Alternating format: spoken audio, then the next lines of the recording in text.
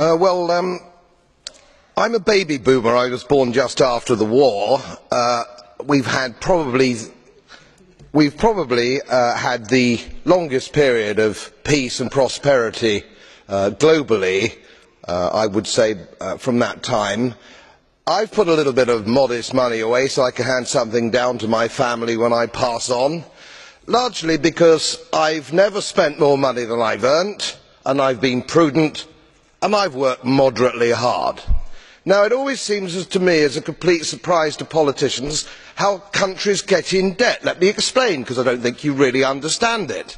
It's because politicians consistently spend more money than they raise in taxation, more money than they can possibly raise in taxation, most of which, in point of fact, they actually waste.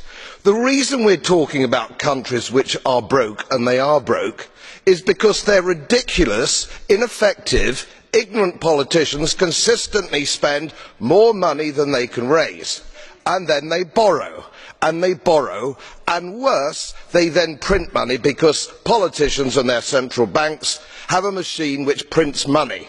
You do that as a private citizen, and it's a criminal offence. You would go to prison for doing that, and politicians and their central banks do it all the time.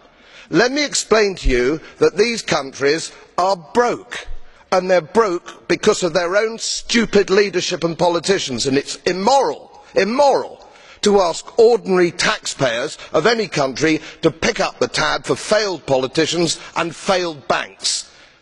They are defaulted, they're broke. For God's sake, let's all of us admit it.